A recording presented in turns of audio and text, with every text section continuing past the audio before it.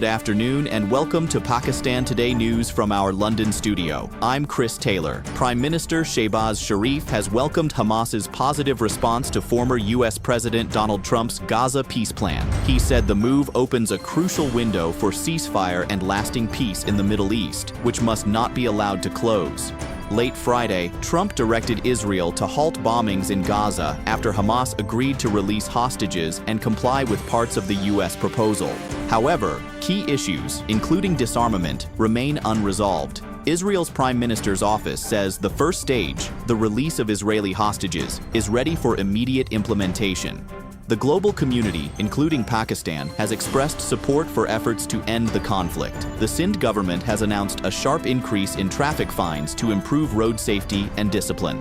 Under the revised Motor Vehicles Ordinance, fines for overspeeding now range from 5,000 rupees for motorcycles to 20,000 for heavy vehicles. Driving without a valid license can now attract a 50,000 rupee fine, while reckless driving carries penalties up to 25,000 rupees and demerit points. The new measures aim to curb traffic violations and reduce the growing number of road accidents across the province. In Punjab, more than 140 children under the age of 6 are living inside prisons alongside their mothers. According to the latest data, these include 67 boys and 73 girls housed in 45 different facilities. Officials say the children receive food, education, and healthcare, but experts warn of serious psychological effects, including delayed speech and cognitive difficulties. The provincial government has pledged to appoint child specialists in major prisons to support early development and emotional well-being. Now joining us from Lahore with more details on the situation in Punjab's prisons is our correspondent Drake Rowland. Chris, officials here admit the conditions for mothers and children vary widely across prisons. While some jails offer basic daycare facilities, others lack space or resources.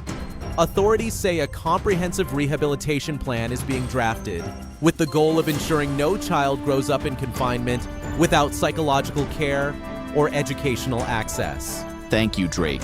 A tragic road accident has occurred near Shikarpur, Sindh, where a truck loaded with vegetables lost control, hit an electric pole, and crushed a group of farmers sleeping roadside. 7 people were killed and 6 others injured. Rescue teams transported the victims to Civil Hospital Shikarpur, while police have begun investigating the cause. The incident adds to a string of fatal road crashes reported this week, raising renewed calls for stricter enforcement of traffic regulations and improved infrastructure safety. Pakistan's textile exporters have warned of a severe downturn after exports fell nearly 12% in September. The decline pushed first quarter earnings down by almost 4% to $7.6 billion. Industry leaders blame high energy tariffs, unstable tax policies, and the suspension of the export facilitation scheme. They have urged the government to restore incentives immediately to prevent large-scale factory closures and protect hundreds of thousands of jobs in the textile sector, the country's top foreign exchange earner. Sindh Chief Minister Murad Ali Shah has proposed strict measures against parents refusing polio vaccinations for their children. Under the plan, SIM cards, national identity cards, and passports could be blocked for those refusing compliance.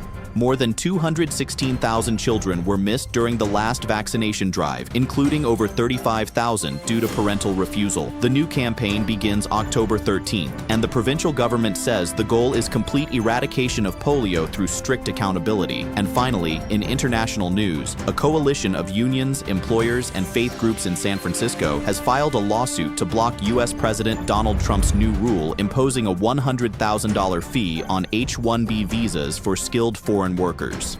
The plaintiffs argue the fee is unlawful and would harm innovation by pricing out global talent. The order excludes current visa holders and those who applied before September 21, but tech industry leaders warn it could damage U.S. competitiveness if allowed to stand. That's all for now. You're watching Pakistan Today News. I'm Chris Taylor.